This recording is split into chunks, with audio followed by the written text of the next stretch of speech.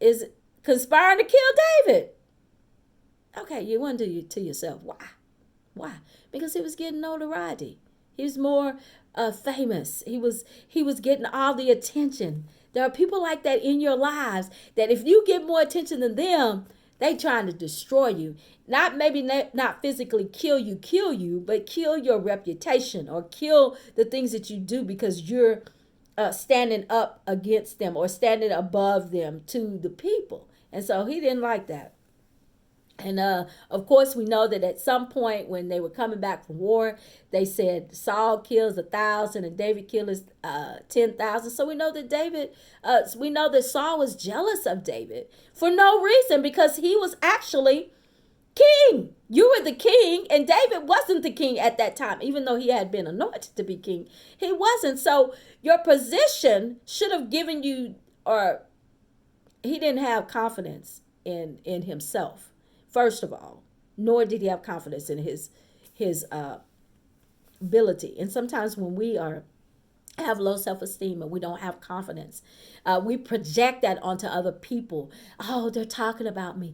Oh, they're doing this, that, and the other. Oh, they don't pay attention to me, or this, that, and the other. But really what it is you have low self-esteem for yourself, because you got to remember, if we could see ourselves the way God sees us, if we could begin to allow God to speak to our hearts and our minds, that whatever God has for me is for me. Can't nobody take it.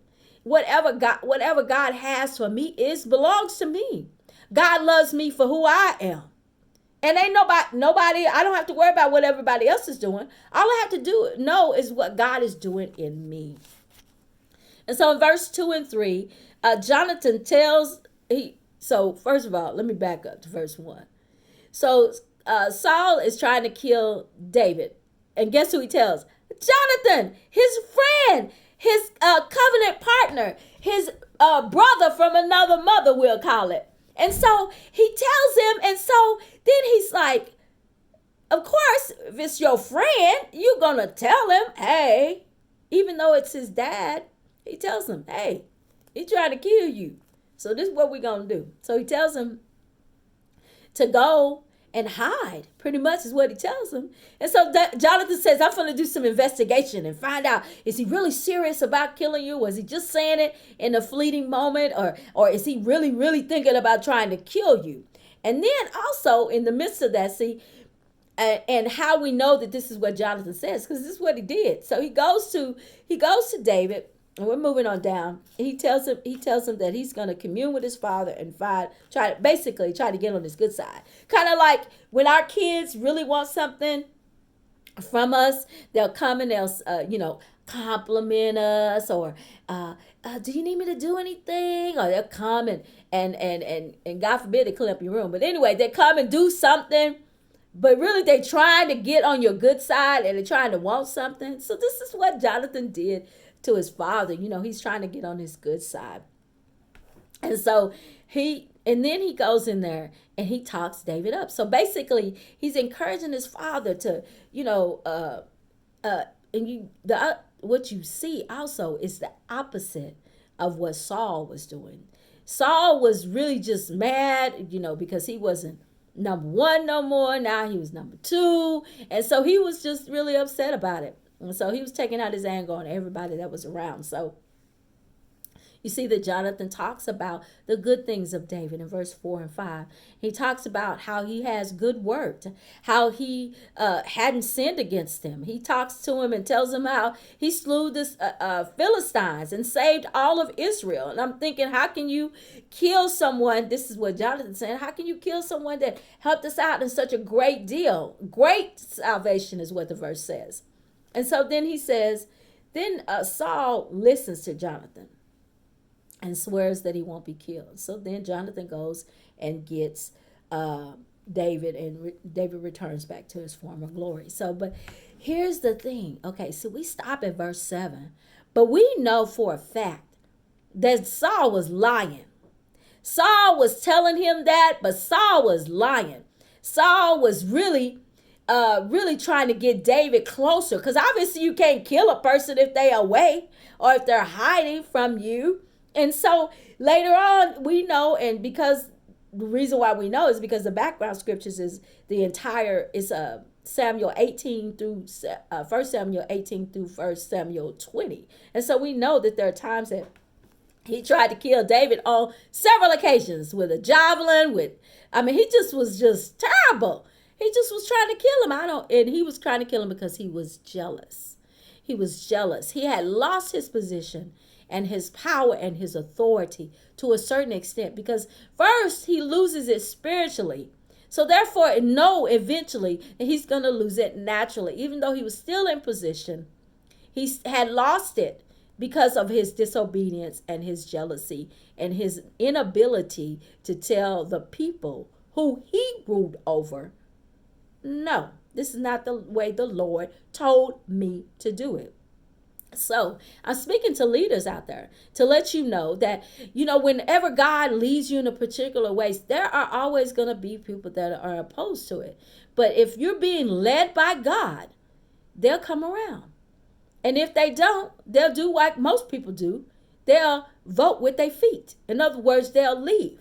And so just stay in communion with God and allow God to speak to you and tell you what he wants you to do. Don't be led by the crowd. Because you see in this story with how Saul was being led by the crowd, he was really selfish and had it in his heart anyway. So let's say that first, that he lost his authority and his power and his position.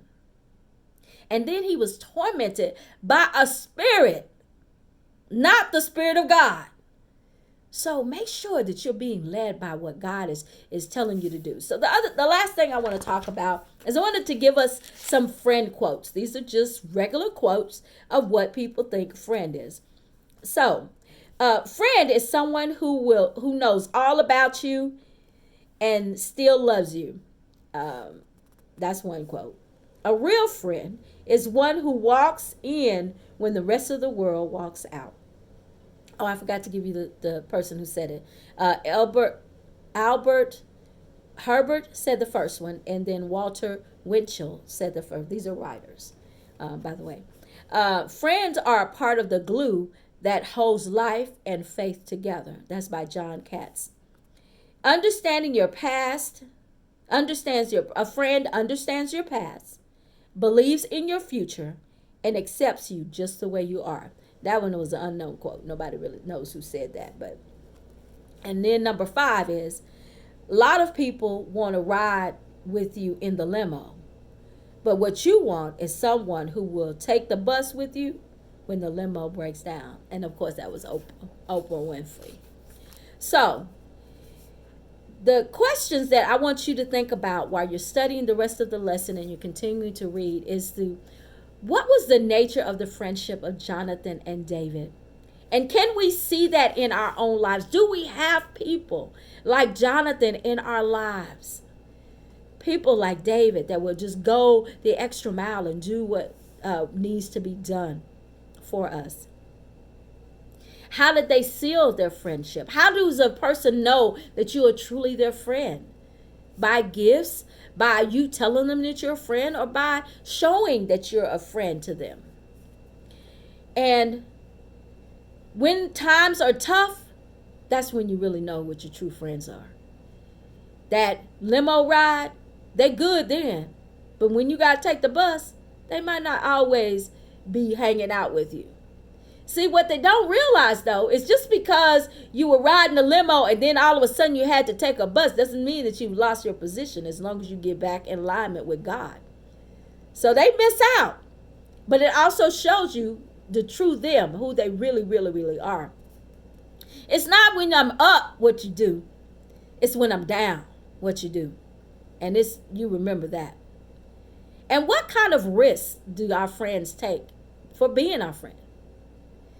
Sometimes because of ministry, and we have a target, me having a target on my back because I'm a minister, a woman minister, people don't necessarily want to be my friend or hang out with me because they know that there's times when they're going to have trouble, just for being my friend, because the ministry is not as easy as it looks. People look at ministers that are in the pulpit and they all automatically think that we don't have trouble, that we don't have problems. But that's not necessarily the case.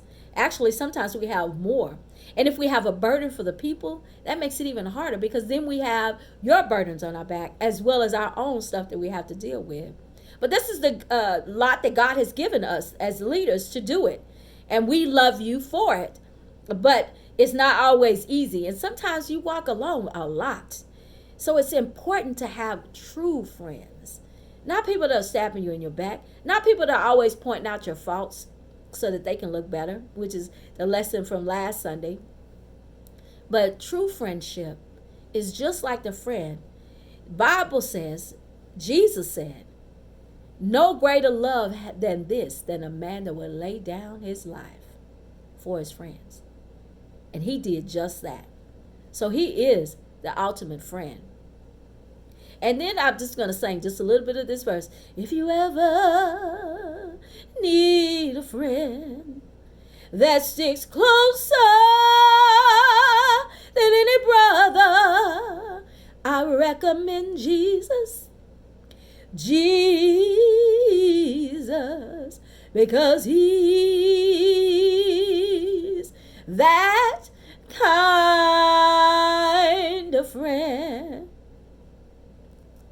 Oh, he walks right in front of you to always protect you. So the devil can do you no harm.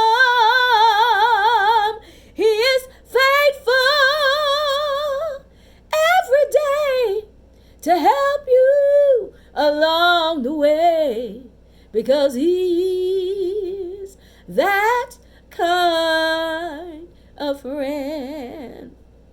Excuse my voice. I did just get up and then try to do this devotion so y'all can have it before do the Sunday school lesson, so you can have it before you run off to Sunday school. All right, love you and God bless. Are you determined to grow?